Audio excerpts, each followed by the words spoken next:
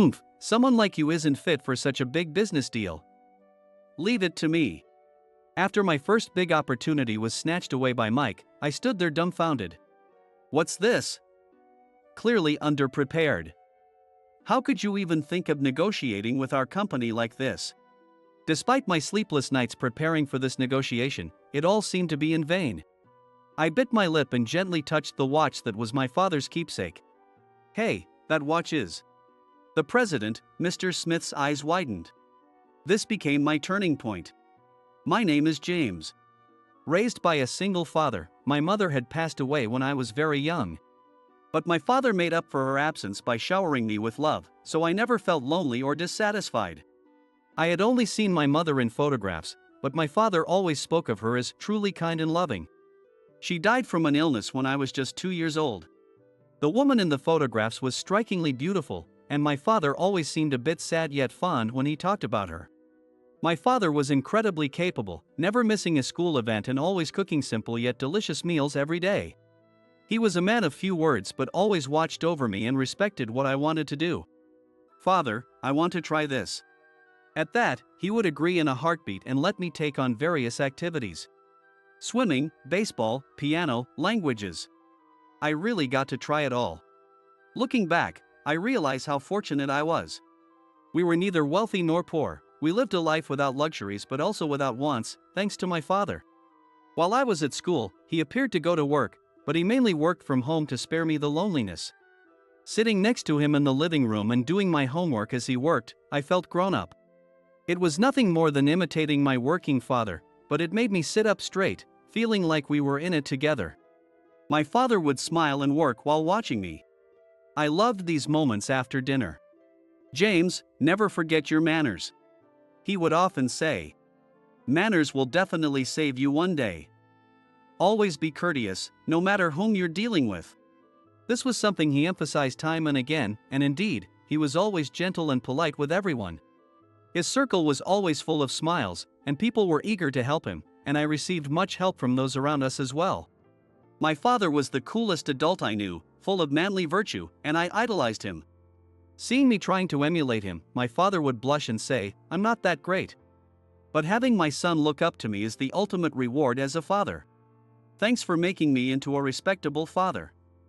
Your mother in heaven must be looking at us with envy, he added. There was only one time my father hit me. In elementary school, a classmate mocked me for being from a single-parent home and insulted my father as well. Angered, I retaliated against the classmate. When my teacher told my father, he slapped me hard across the face. Tears brimming in his eyes. It was the first and last time I saw my father cry or hit me. Seeing me, Mrs. Miller hurriedly intervened. James loves you very much and just lost his temper because his friend made fun of you. I've already settled things with the other child's parents. Is that so? You were defending me. But listen, James, never do this again. Understand, my father firmly cautioned me. Then apologized deeply to Mrs. Miller and the other parents and silently led me away by the hand.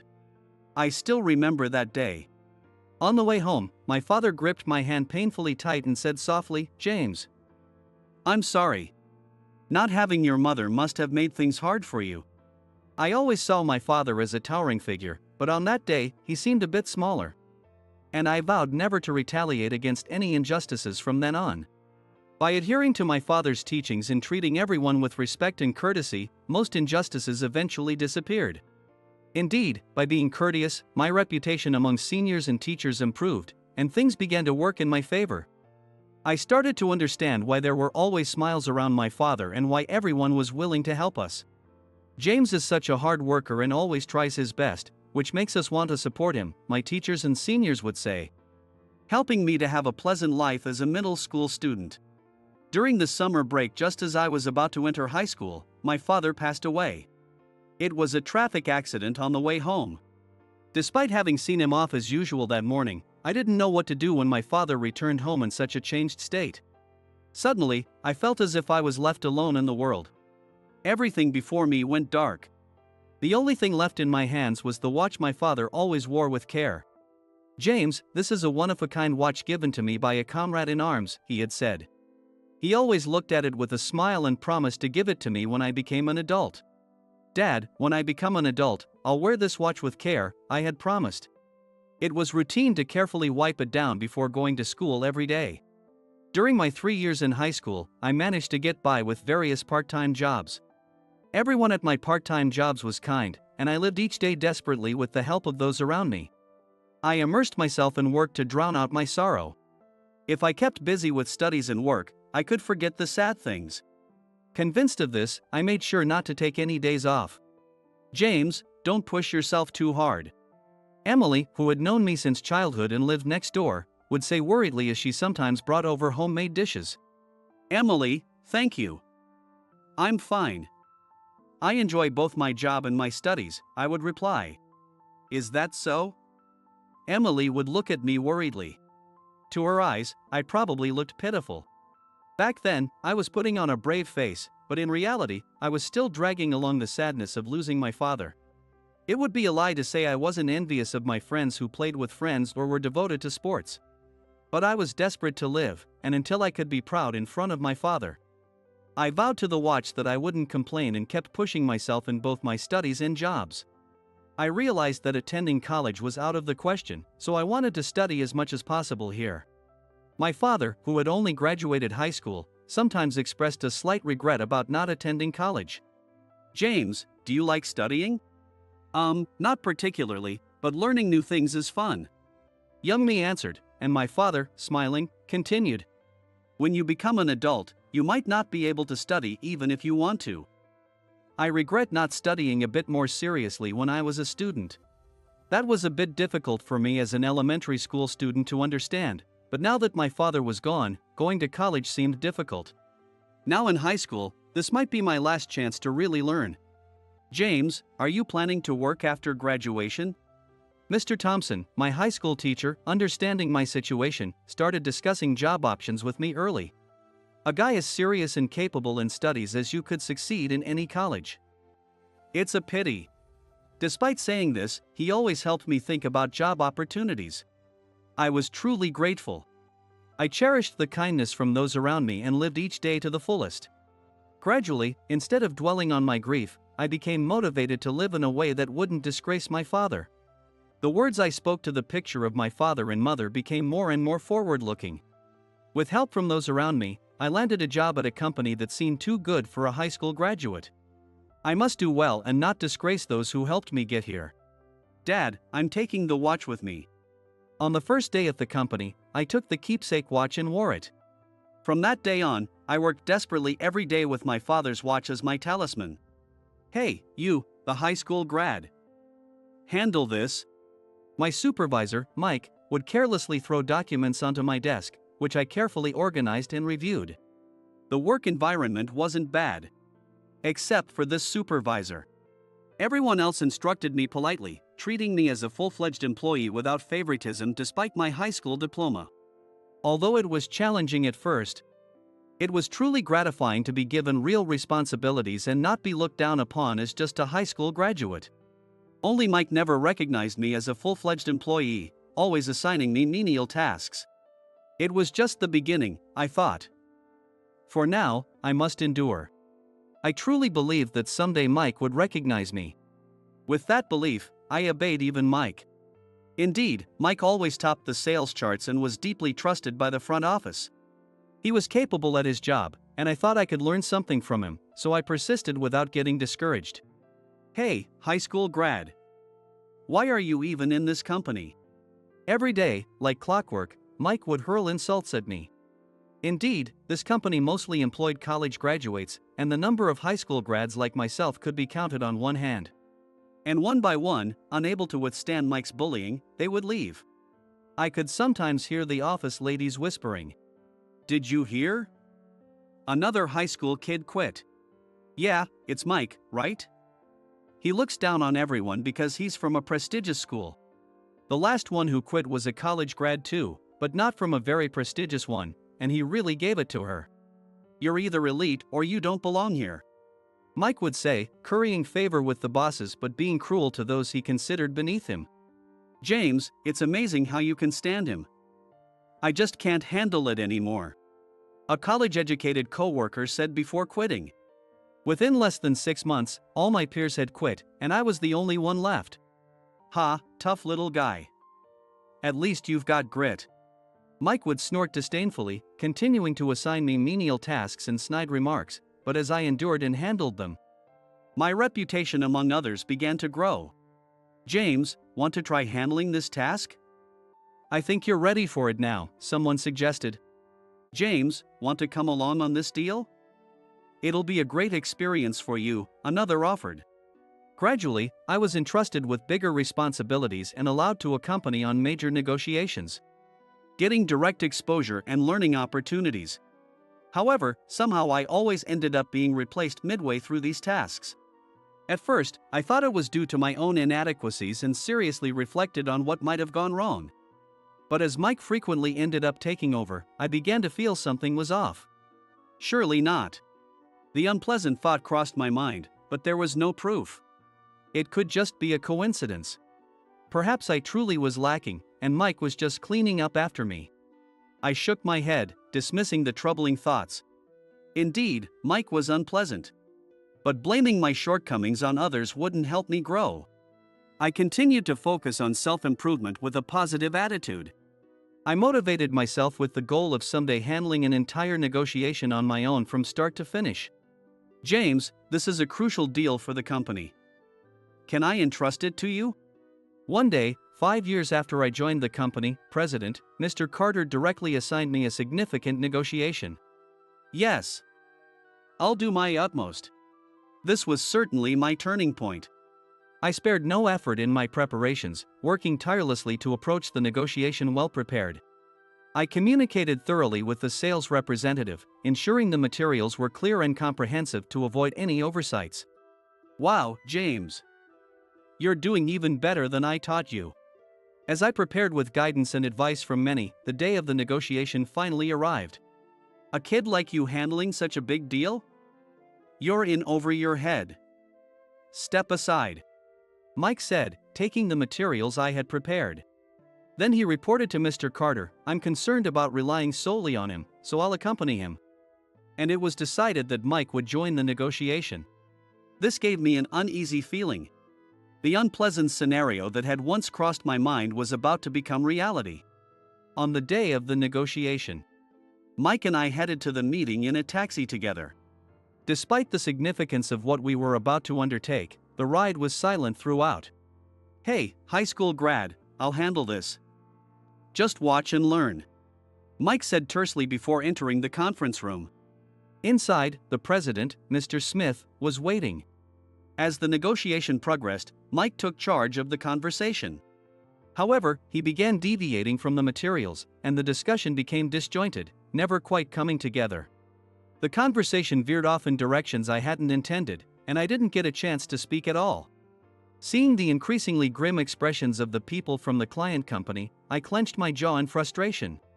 It felt as though all my efforts had been wasted, leaving me feeling helpless. Driven by his panic at the disarray, Mike's discourse strayed further from the core issues. Amidst deep sighs and bored tapping on the table, Mike's verbose talking turned him into a virtual jester. Really, what is this? It seems this negotiation was a waste of time. Mr. Smith finally expressed his frustration. I'm terribly sorry. In the ensuing silence, I instinctively apologized. I thought the documents were well prepared and clear, what a pity. He sighed deeply, glancing my way momentarily. Mr. Smith looked at my watch and exclaimed, You? James, was it? Where is that watch from? Pointing to my watch with trembling hands, he asked. Yes, my name is James. This watch was a keepsake from my father. Could it be your father was David? Yes, my father was David. Did you know him? After a moment of thought, Mr. Smith looked intently into my face again, as if seeing it anew, and said, I see. Ah, James. You're David's son? I apologize if I'm mistaken, but did you prepare these documents? Yes, I replied. In that case, could you give the presentation from your perspective once more? While somewhat bewildered, I remembered the story of my father's watch, a unique treasure given by a comrade. I was shaken. But I had been given another chance. Mike sat next to me, his face ashen. Taking a deep breath, I delivered the presentation as practiced. It went well, I believe. I engaged sincerely with the client who listened intently. The Q&A session was efficient and thorough. As I concluded the presentation filled with a sense of achievement, Mike clicked his tongue softly, looking at me with displeasure. Mr. Smith approached with applause, extending his hand for a handshake. Well done, you put together a solid presentation. Thank you very much. I shook hands with Mr. Smith, and we successfully sealed the deal. You seem to work much like your father did. He continued, sharing a bit about my father. It's hard to believe now, but my company once struggled financially. Your father, David, saved us during that crisis. He was truly my right-hand man, tirelessly dedicated to the company. Even after he started his own business, we remained good friends and business partners. He even had this unique watch made especially. My father always cherished this watch, saying it was a unique treasure given by a comrade, I explained. Is that so? David said that. Mr. Smith held back tears. We truly lost a great man. A brief silence enveloped us. Let's have dinner together sometime soon, he suggested, and with that, we left his company. Upon returning to our company, I learned that Mike had already reported to Mr. Carter. It's good I was there. I managed to secure the deal. It seems he is still not quite ready to handle such responsibilities alone. I will take over this project. I couldn't believe my ears. Mr. Carter also said, if that's the case, let's leave it to Mike. You really did well. The uneasy feeling I had experienced wasn't just my imagination. When my suspicions turned into certainty, Mike was smirking. You think I'd actually let someone like you take the credit? He whispered snidely as he passed by. Perhaps it was too soon for James. Mr. Carter said, looking disappointed. I could only stand there, dumbfounded. After finishing his report, a colleague rushed over. Hey! What's going on? Why is that project credited to Mike? All I could do was give a weak smile. That guy. My colleague muttered bitterly before walking away. It seemed I wasn't the only victim. Despite everything, Mike continued to go out on business deals, further enhancing his sales performance. I had come to understand his scheme. Mike, why do you go to such lengths? I confronted him. Ha! It's too much for a high school grad like you. I'm cleaning up after you, and you're acting all high and mighty? So, every time the project was handed over to you midway, was it all for that? Mike laughed through his nose without a hint of shame. What can a useless high school grad do? Just stick to the menial tasks. He waved his hand dismissively and walked away. Frustrated, I punched the wall. Why hadn't I noticed before? No, I had noticed, but I had chosen to ignore it. After that, no significant deals came my way. I grew increasingly disillusioned with the endless trivial tasks.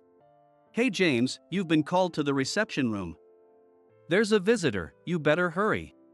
One day, after being informed by a senior colleague, I rushed to the reception room. When I entered the reception room after knocking, there were Mr. Carter, Mr. Smith, and a pale-faced Mike. I apologize for keeping you waiting, Mr. Smith, it's been a while, I said. Mr. Smith, who had a somewhat angry expression, softened a bit when he saw me. James. It's been a while. I heard you've been ill, how are you feeling now? Ill? I wondered. No, as you can see, I'm quite well, I replied. Mr. Smith nodded and then glanced briefly at Mike. You know, I thought I had agreed to a deal based on your presentation. But after that, only this man Mike came to our company. Mike was trembling. When I asked him, he told me that you had been ill for a while, and the responsibility had been shifted to him, Mr. Smith continued. Mr. Carter frowned at the ashen-faced Mike, pressing him for an explanation. While Mike stuttered through his defense, Mr. Smith went on. If he is to continue to be in charge of the deal, I must say I cannot trust him, and would like to consider this deal void. Mr. Carter apologized profusely and instructed his secretary to review all of Mike's projects.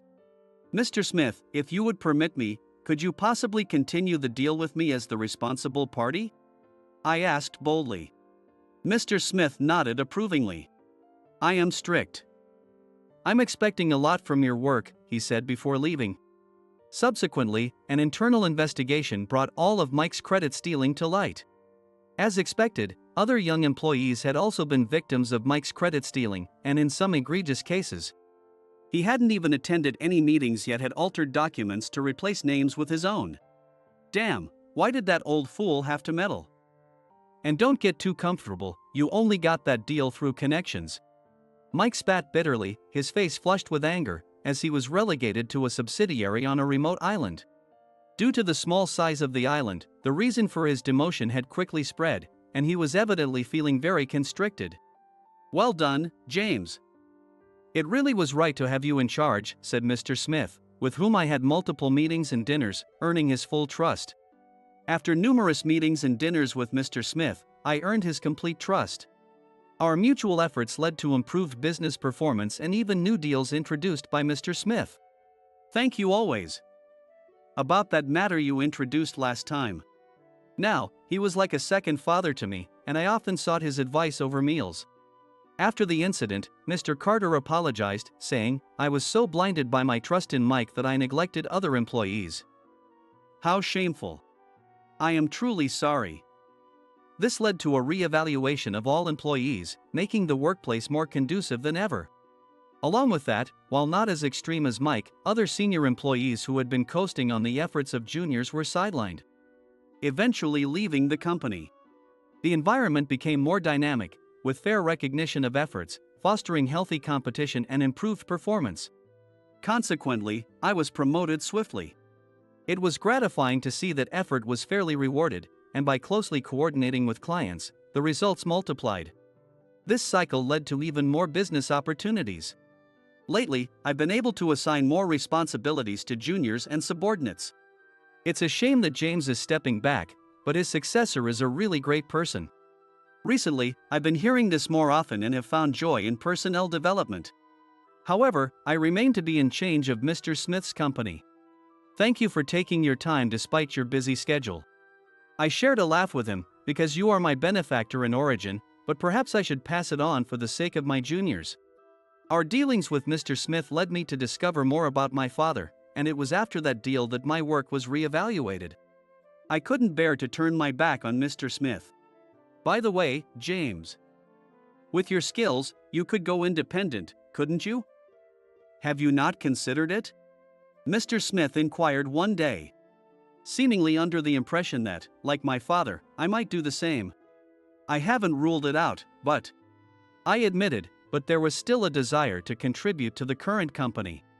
Despite the challenges, this company had nurtured me from a high school graduate to where I was now. At least until the subordinates I'm training can stand on their own, I think I'll stay, I added. Mr. Smith smiled warmly. That's another way you resemble your father, he remarked, apparently reminiscing and seeing my father in me. There was one thing that particularly piqued my curiosity, prompting me to ask Mr. Smith. Mr. Smith, have I become the kind of man like my father who you respected in?